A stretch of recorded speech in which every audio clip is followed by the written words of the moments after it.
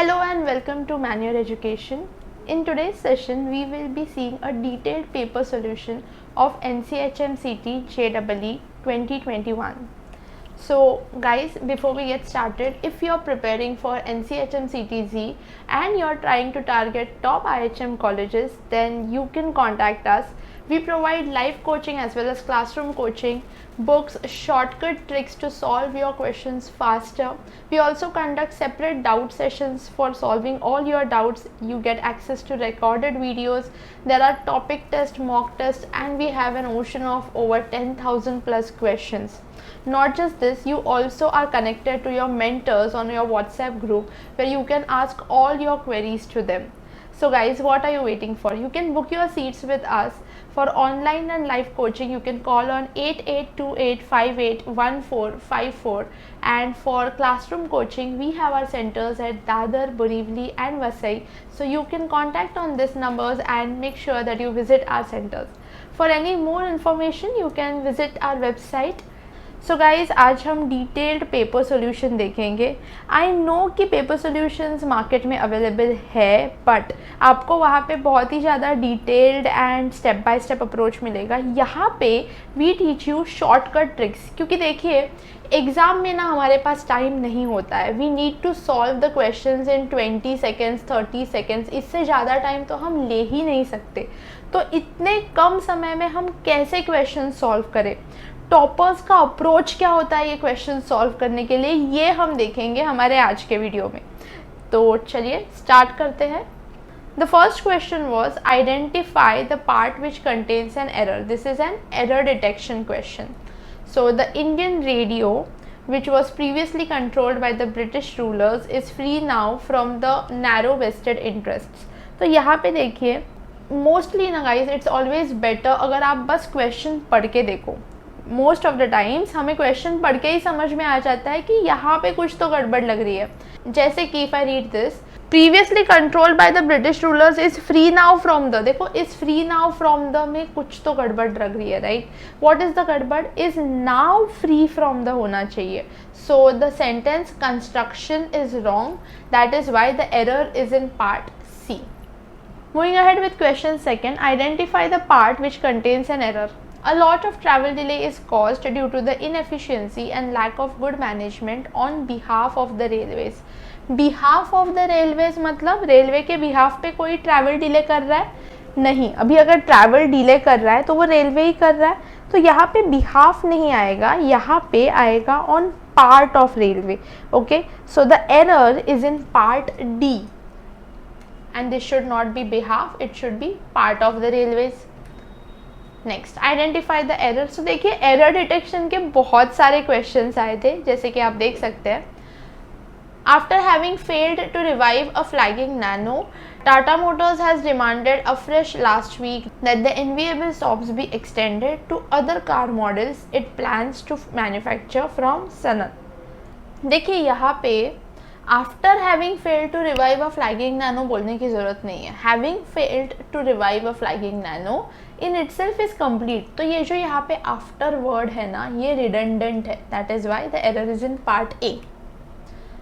The rock paintings in Karikiyoor contains analogous Indus script, meaning they resemble the script found in Indus civilization sites of northern India.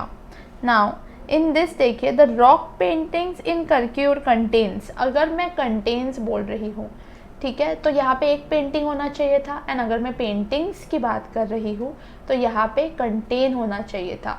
This we call as the subject and verb agreement. तो यहाँ पे हमारा जो subject verb agreement है वो गलत जा रहा है. That is why the error is in part A. Next, as the government does not seem to want to protect the site, we plan to put up with warning boards prohibiting tourists from entering without our permission and only with a guide under exceptional circumstances. Again, we plan to put up with warning boards prohibiting tourists. अभी यहाँ पे क्या है? put up with का मतलब है tolerate करना, ठीक है. तो हम क्या टॉलरेट कर रहे हैं टूरिस्ट को? हाँ, put up with the warning boards, या हम वार्निंग बोर्ड्स के साथ टॉलरेट कर रहे हैं. सो पुट अप विथ का मतलब है ना is tolerating.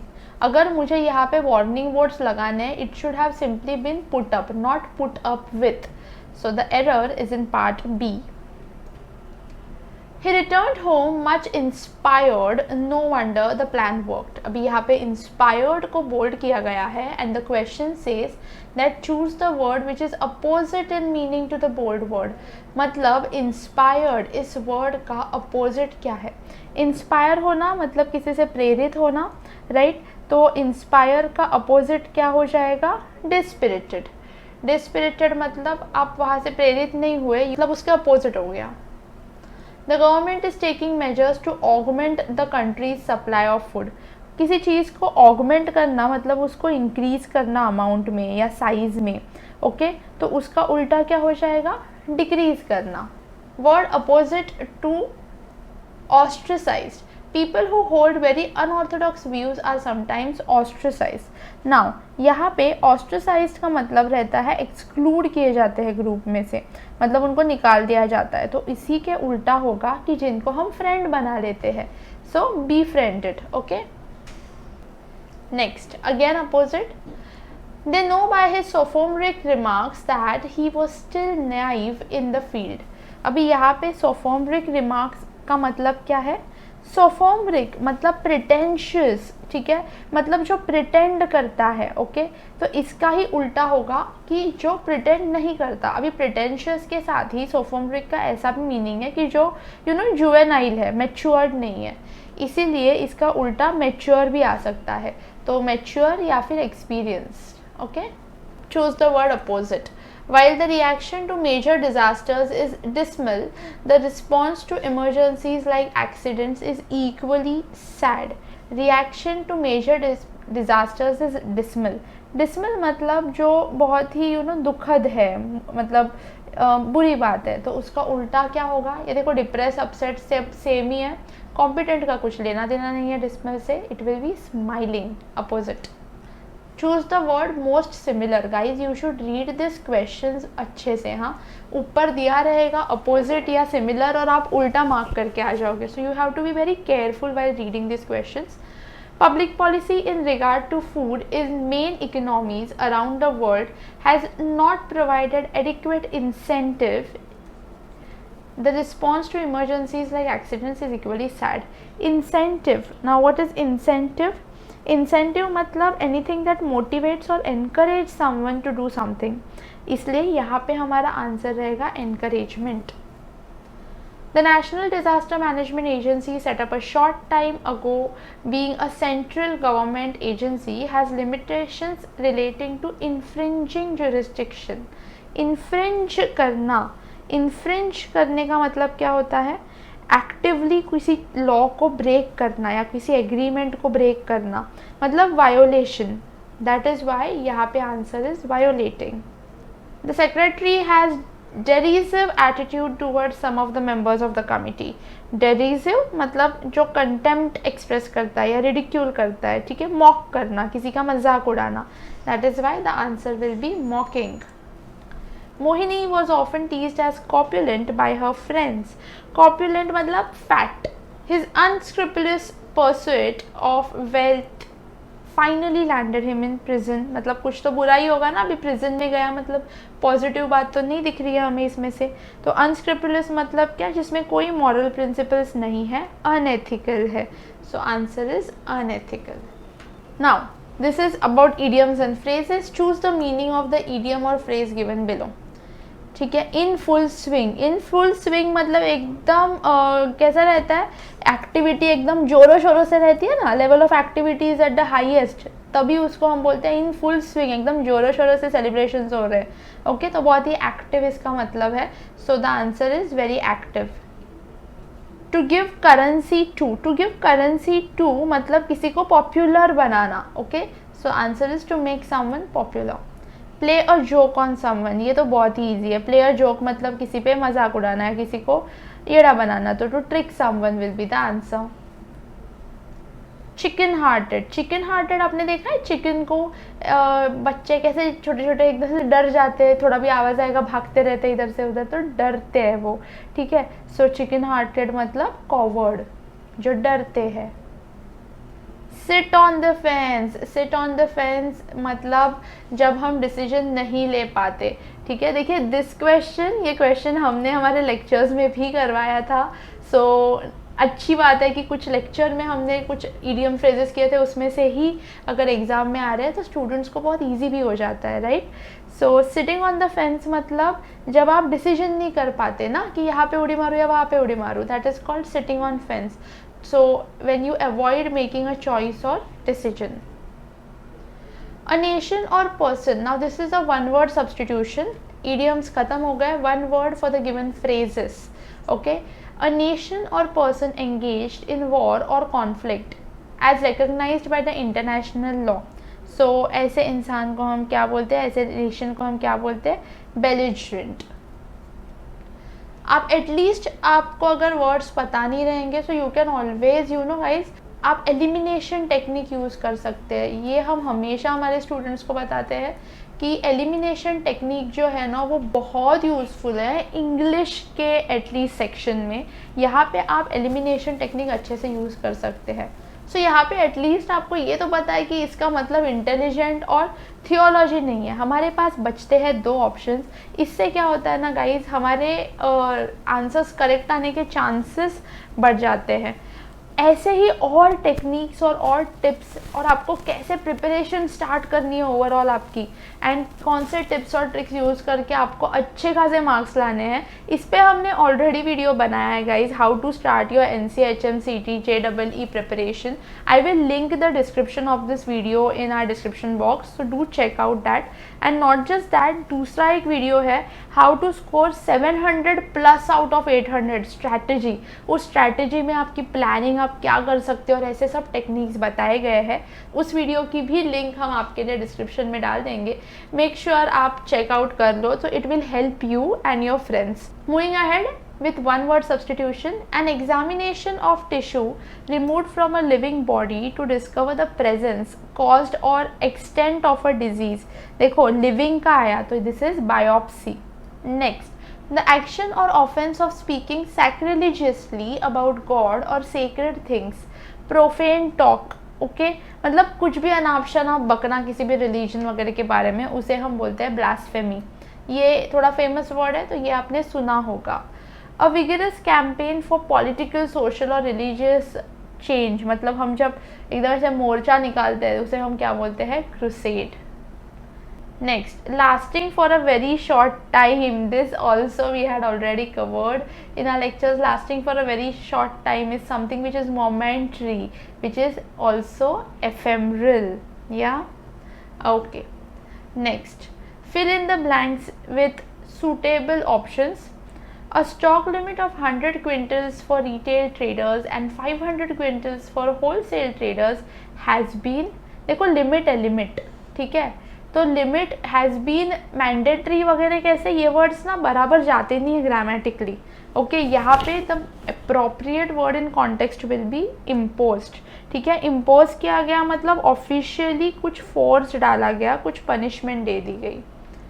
The challenge of industrial decarbonization looks dash at the first glance, ठीक है। यहाँ पे the word will be daunting। क्यों? क्योंकि daunting का मतलब है कि थोड़ा frightening है, जिसमें आप मतलब कॉन्फिडेंस नहीं लगता, तो at the first glance दिया है ना, मतलब स्टार्टिंग में चीज़ें सही नहीं लगती, so it will be daunting। The man was dash in financial disputes with several people, मतलब बहुत लोगों के साथ फिनेंशियल डिस्प्यूट में अटका हुआ था, राइट। सो ऐसे अटका हुआ था मतलब वो इजीली उसमें से निकल नहीं पा रहा था, तो इसे हम बोलते हैं mired. When the caring man saw the dash had no footwear, he offered the man the pair of shoes he wore, मतलब कैरिंग था और उसने देखा कि किसी के पास फुटवेयर नहीं थे, तो यहाँ पे हैम्पर का तो कुछ लेना देना नहीं है, it will be pauper. Pauper मतलब कोई बहुत गरीब होता है ना, उसे हम पॉपर बोलते हैं। Although my plans rarely come to fruition, dash has been good to me, मतलब मेरे प्लान्स कभी सक्सेसफुल होते नहीं है, लेकिन serendipity has been good to me. What does this word mean? It means कि जो इवेंट्स होते हैं ना अचानक से, जो अपने you know sometimes things work for us, चीज़ें अपने आप जगह पे लग जाती है, करेक्ट हो जाती है, that is called serendipity. Okay, so the next one is identifying the best way of writing a sentence in the context. तो एक सेंटेंस दिया गया, आपको वो देखना है कि बेस्ट वे कौन सा है। He is been writing a novel, देखो यहाँ पे इंग्लिश ही गलत हो जाता है ना, is been writing a novel कैसे करेक्ट आएगा। He was written, again wrong English, wrong tenses. Has been writing, has been written, obviously आगे का पढ़ने की ज़रूरत ही नहीं है, यहाँ तक ही हमें समझ में आता है कि वो नॉवेल लिख रहा था। ही वॉज रिटन रॉन्ग है, is been writing a novel भी रॉन्ग आएगा, ठीक है, क्योंकि आगे जाके क्या दिया है, आगे जाके सिंस दिया है। तो because of this one word past perfect tense आएगा, which means he has been writing a novel since October. Next, she can count to 30, count to 30 होगा गाइज या काउंट टिल 30 होगा, count to 30, okay, not count till 30, count till 30 गलत है। सो ये जो till वाला option है वो cancel, this is called elimination. She can count to 30 quickly than I expected, quickly than I नहीं होता ना, अगर मैं दैन डाल रही हूँ which means a comparative degree, तो क्विकली नहीं आएगा, क्विकर करेक्ट है, मोर क्विकर रॉन्ग है, it will only be quicker, quicker than I expected, okay. So she can count to 30 quicker than I expected and can write 7 of the square hands. Okay, that's it. Next, as the number of touch points with other countries rise, देखो क्या rise हो रहा है यहाँ पे, number ना of touch points, number rise हो रहा है। तो नंबर अगर rise हो रहा है तो rise कैसे आएगा, rises आएगा, क्योंकि ये है सिंगुलर, तो अगर ये सिंगुलर है तो इसे भी सिंगुलर आना चाहिए, rise is plural, so this is wrong, okay. Had rise is also wrong. As the number of touch points with other country rises, so must our shared understanding of acceptable conduct. This looks good. As the number of touch points with other countries rising, is rising, was rising, कुछ तो होना चाहिए, rising कैसे आएगा, that is why B is the correct answer. Next, the mother bird lays her eggs in a nest and keeps them warm unless, देखो unless है ना action oriented रहता है and until is time oriented, the birdlings are hatched, ठीक है। अभी यहाँ पे हम टाइम की बात कर रहे हैं कि जब तक बर्डलिंग्स हैच नहीं हो गए तब तक, उस समय तक, राइट। सो अनटिल वाले आंसर्स करेक्ट है एंड दो अनलेस वाले आंसर्स मेरे गायब हो गए।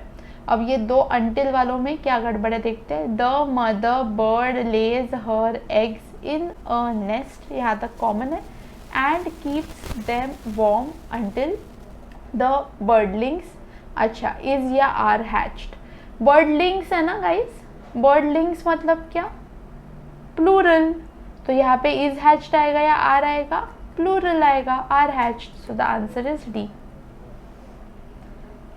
Now let us check the misspelled word, मतलब कौन से word की स्पेलिंग गलत है। यहाँ पे बलाड की स्पेलिंग गलत है, it should be BALLADE।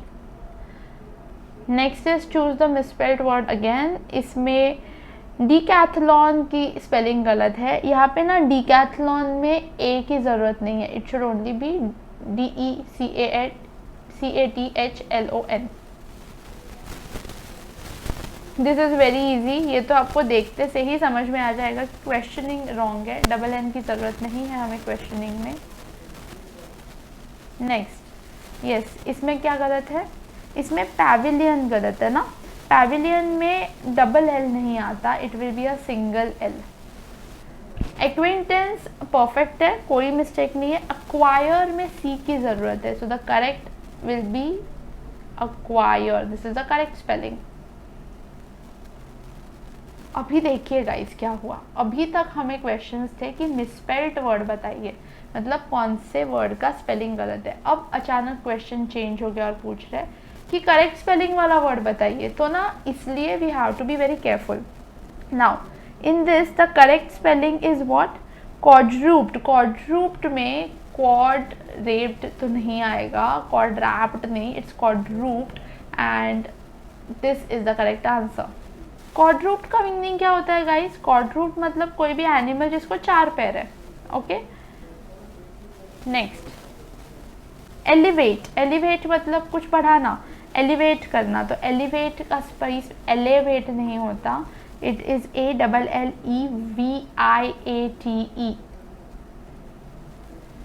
Arrogance, जो नहीं होना चाहिए हमें. Arrogance is ARROGANCE. Magnificent, what a magnificent building, a wonderful building. Magnificent, MAGNIFICENT is the correct answer. Next, superfluous. Superfluous मतलब ऐसे ही ऊपर ऊपर, ठीक है. सुपरफ्लुअस का क्या आएगा? सुपर तो नॉर्मल, हमें तो पता है सुपर हर जगह सेम ही है. Super super superfluous. बात बोल के देखिए. इन सच क्वेश्चंस ना गाइज, आधा इफ अगर आपको पता है ना वर्ड, तो प्रोनाउंसिएशन से हमें बहुत सारे आंसर्स मिल जाते हैं. देखो सुपरफ्लुअस ना, फ्लू FLU आना चाहिए, तो ये वाला भी गलत. फ्लूअस, फ्लॉस बोल रहे हैं क्या? फ्लूअस बोल रहे हैं, सो OUS. That is why B is our answer. Starting with reading comprehension, let us quickly read the passage. It is strange that, according to his position in life, an extravagant man is admired or despised. A successful businessman does nothing to increase his popularity by being careful with his money. He is expected to display his success, to have smart car and expensive life, and be lavish with his hospitality. If he is not so, he is considered mean, and his reputation in business may even suffer in consequence. The paradox remains that if he had not been careful with his money in the first place, he would never have achieved his present wealth. Among the two income groups, a different set of value exists. Young clerk who makes his wife a present of a new dress when he hadn't paid his house rent is condemned as extravagant. Carefulness with money to the point of meanness is applauded as a virtue. Nothing in his life is considered more worthy than paying his bills. The ideal wife for such a man separates her housekeeping money into joyless little piles, so much for rent, for food, for the children's shoes. She is able to face the milkman with equanimity and never knows the guilt of buying something she can't really afford. As for myself, I fall into neither of these categories. If I have money to spare, I can be extravagant. But when, as is usually the case, I am hard up, then I am the meanest man imaginable. That was the passage. अभी मैंने ये passage एकदम अच्छे से आपके लिए पढ़ा, because ये आपको मैं समझाने की कोशिश कर रही हूँ, बट आपकी एग्ज़ाम में आप इतने स्लो स्पीड से आराम से पैसेज नहीं पढ़ना अफोर्ड कर सकते. एग्ज़ाम में हमें क्या अप्रोच रखना है? एग्ज़ाम में हमें एकदम क्विकली पैसेज को सिर्फ स्किम करना है. स्किम करना मतलब आपको बस ऊपर ऊपर से पैसेज पढ़ना है, एंड आंसर्स क्या होंगे वो आपको देखने हैं. सो फर्स्ट क्वेश्चन देखते हैं. Which of the following would be the most suitable title for the passage. अभी आपको पूरा पैसेज समझा, पैसे के बारे में था, ठीक है. सो एक्सट्रावेगेंस लीड टू पॉवर्टी, ये तो कहीं पे भी नहीं बोला था, तो जो नहीं बोला है उसको बिना मतलब अज्यूम नहीं करना है. मिजरली हैबिट्स ऑफ पुअर, ये भी नहीं है, बस एक दो लाइन थे, तो ना एक दो लाइन में जो दिया गया है that is not your answer. Okay. Extravagance in the life of the rich and the poor. Okay, अभी यहाँ पे दिस वॉज द आंसर. वो बता रहे थे कि पूरा पैसेज कंपैरेटिव है ना गाइस, पूरे पैसेज में सिर्फ और सिर्फ कंपैरिजन ही हुई है कि जो रिच रहते हैं उनके लिए एक्स्ट्रावेगेंस क्या है और पुअर लोगों के लिए एक्स्ट्रावेगेंस क्या है, ये चीज़ों पे बात हुई है.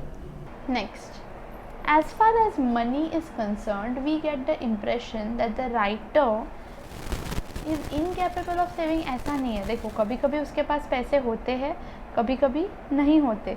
सो इससे हम ये नहीं बोल सकते कि ही इज़ इनकैपेबल. ओके, आगे बढ़ते हैं.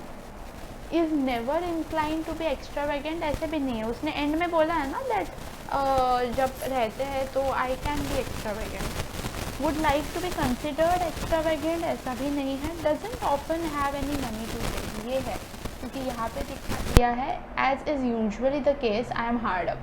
सो doesn't often have any money to save. What does the statement she is able to face the milkman with equanimity imply? देखो, कब इक्वानिमिटी से उनको मिल पाती है? जब वो उसके पैसे उस सब चीज़ों के लिए जमा करती है, मतलब गर्व से मिल पाती है, right.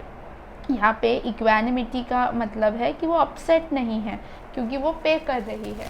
So she is not upset as she has been paying the milkman his dues regularly.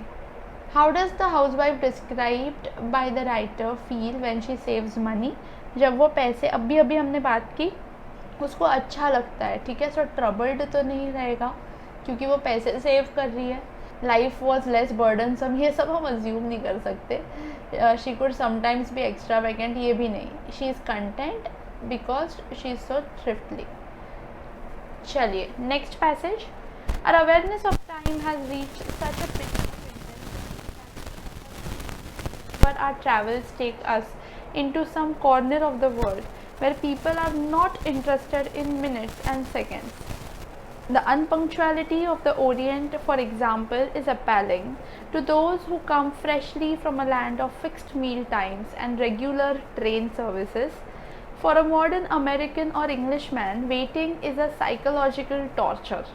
An Indian accepts the blank hours with resignation, even with satisfaction. He has not lost the fine art of doing nothing. Our notion of time as a collection of minutes, each of which must be filled with some business or amusement, is wholly alien to the Greek. For the man who lives in a pre-industrial world, time moves at a slow and easy pace, for the good reason that he has not been made conscious of the existence of minutes. The Orient in the passage refers to what? Orient, the unpunctuality of the Orient is appalling. अभी यहाँ पे Orient मतलब देखो, England and American की तो हम बात नहीं कर रहे हैं ऑब्वियसली. क्यों? क्योंकि हम यहाँ पे क्या बोलते हैं कि इंग्लिशमैन एंड अमेरिकन जो है उनको कम अगर टाइम बर्बाद हो रहा है तो उनके लिए वो टॉर्चर होता है. तो ऑब्वियसली उनकी बात नहीं चल रही है. इंग्लैंड कॉमन है. The answer is China and Japan. According to the author, the Orientals are very punctual. नहीं, अभी हमने देखा ना कि वो लोग हैं जो बर्बाद कर रहे हैं टाइम, अनपंक्चुअल है. तो ये गलत है. Okay next. द अमेरिकन्स और द इंग्लिशमैन आर पंक्चुअल, ये करेक्ट है.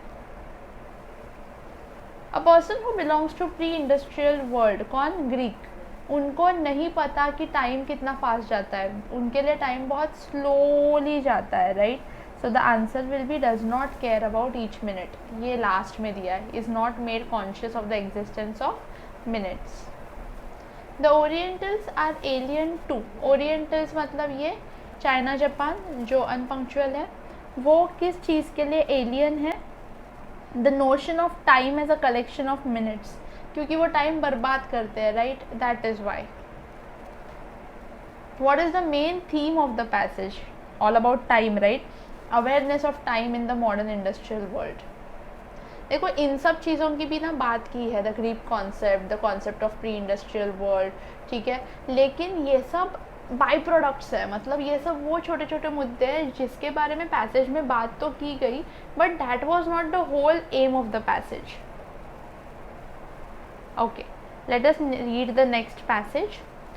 In an effort to produce the largest, fastest and the most luxurious ship afloat, the British built the SS Titanic. It was so superior to anything else on the seas that it would be dubbed unsinkable. So sure of this were the owners that they provided only 20 lifeboats and rafts, less than one half the number needed for the 2,227 passengers on board. Many passengers were aboard the night it rammed on iceberg, only 2 days at sea and more than halfway between England and its New York destination. Because the luxury liner was traveling so fast, it was impossible to avoid the ghostly looking iceberg. An unextinguished fire also contributed to the ship's submersion. Panic increased the number of casualties as people jumped into the icy water or fought to be among the few to board the lifeboats. 4 hours after the mishap, another ship, the Carpathia, rescued 705 survivors. The infamous SS Titanic has enjoyed only 2 days of sailing glory on its maiden voyage in 1912 before plunging into 12,000 feet of water near the coast of Newfoundland where it lies today. Now that we have read the passage, what does this passage convey? तो एक एक करके option देखते हैं. The S S Titanic proved itself the most seaworthy vessel in 1912. Is it ऐसा दिया था क्या? नहीं. यहाँ पे तो हम इसके डूबने की बात कर रहे हैं. So attempts to rescue Titanic were not successful, ये भी नहीं. Over confidence by the builders and the owners was greatly responsible, क्योंकि यहाँ पे पूरी तरीके से उसके डाउनफॉल की ही बात हो रही है. We are not talking about the glory of the Titanic, right.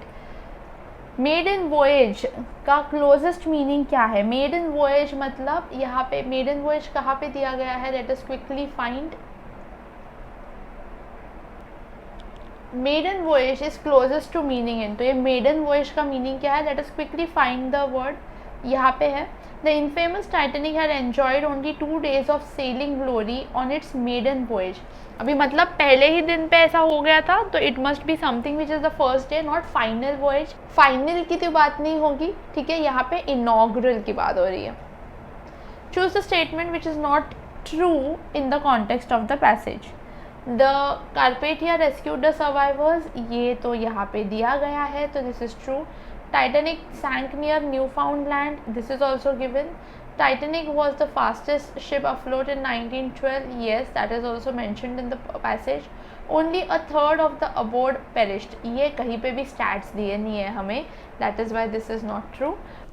Let us read the next passage. Guys, देखिए ये जब passages आते हैं, there are two approaches. You can either first read the questions and then go to the passage. जब आपको पता होता है कि now exactly आप क्या ढूंढ रहे हो, या फिर आप ये भी अप्रोच ले सकते हो कि आप पहले पैसेज अच्छी तरीके से पढ़ लो, तो क्वेश्चंस ना एकदम ही ईजी लगेंगे आपको, because you have made yourself well acquainted with the passage. Now because आपके एग्ज़ाम में पैसेजेस थोड़े से छोटे आते हैं, they are not that difficult. okay, the level is not very difficult, it is easy to moderate, so you can afford to read the passage first but understand it well, comprehend the passage well, and then go to the questions. With that, let us start with our last passage. The printing press has made knowledge available to the vast multitude of people, but what kind of knowledge is it? Is it any permanent character? Books have become common, and when we say the books like the Sexton Blake series sell like hot cakes, we have an index of the nature of knowledge which is a typical person in a vast multitude seeks. Let me tell you of an incident that took place in America a few years ago. An American publisher printed 1 million copies of the works of Charles Dickens in the hope that he could sell easily on the name of the author. But to his disappointment, not even the widest publicity and advertisement could enable him to sell the book. Being sorely tired, he hit on a plan. He tore off the cover pages, substituted the covers containing sensational headings of the title, and again advertised the new books. In a week, all the books were sold. We are not concerned here with the moral of the bookseller's action.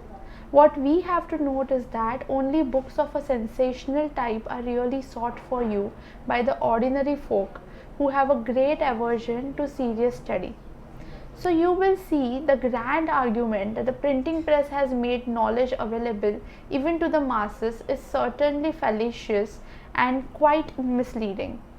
To put it correctly, it has created a taste for a low order of books. So that was all about the passage. Now let us understand what the questions are. What does the author's contention make us feel? यहाँ पे author क्या बात कर रहा है? Author बोल रहा है कि books के कवर पेजेस बदलने से आजकल लोगों को सेंसेशनली बुक्स पढ़नी है, अच्छी बुक्स नहीं पढ़नी है, तो प्रिंटिंग प्रेस की जो ज़्यादा वाहवाही हुई है वैसा कुछ नहीं है. सो ही आर्ग्यूज़ कन्विंसिंगली, क्योंकि वो एक ही पॉइंट पे स्टिकलर की तरह एक ही पॉइंट के पीछे लगा है, एंड उसने अच्छे खासे यहाँ पे स्टोरी बता दी, एग्जाम्पल्स दे दिए. So he is arguing convincingly. What is the main contention of the passage? Now यहाँ पे पैसेज क्या बोल रहा है? पॉपुलैरिटी ऑफ प्रिंटिंग प्रेस नहीं, हमने यहाँ पे पॉजिटिव नोट पे ये पैसेज देखो. Always understand the tone of the passage. The passage tone is not your very positive, right? So to bring out the evil impacts of the printing press is the correct answer. The American publisher had chosen the works of Charles Dickens to, क्यों उसने ये choose किया था work? Obviously उसको पैसे बनाने थे. Why are Sexton Blake series big sellers? यहाँ पे ये क्यों बिग सेलर्स है इसके बारे में उन्होंने आगे बताया है, क्योंकि वो सेंसेशनल है, क्योंकि सिर्फ सेंसेशनल चीज़ें यहाँ पे बिकती है। So guys, that was all about this 2021 NCHM CT JEE paper. I hope you have understood the shortcut tricks to solve this paper and also जो toppers का approach होता है कि कैसे किसी passage को approach करना है या paper को कैसे समझ के solve करना है, वो हमने इस पूरे वीडियो में डिस्कस किया है एंड हमने सब क्वेश्चंस भी अच्छी तरीके से डिटेल में सॉल्व किए हैं। So I hope this video was very helpful to you and if it was, make sure कि आप इस वीडियो को आपके फ्रेंड्स के साथ भी शेयर करें जो कि NCHM CT JEE के लिए प्रिपेयर कर रहे हैं, so that we can help maximum students. Guys, if you're preparing for your hotel management exams, then you can contact us. We provide live classes, classroom coaching, books and much more. For online and live coaching, you can contact us on 8828581455, and we also provide classroom coaching at Borivali, Vasai and Dadar. You can visit our centers or call us on this number. You can get more information about us on our website, and make sure that you stay connected with us. Subscribe to our YouTube channel, follow us, like, share on Facebook, follow us on Instagram and join our Telegram channel.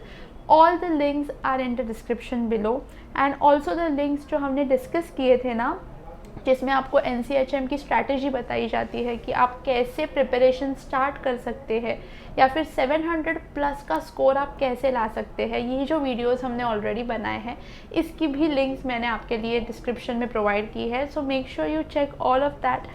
That was all from our side guys. Will meet in the next video.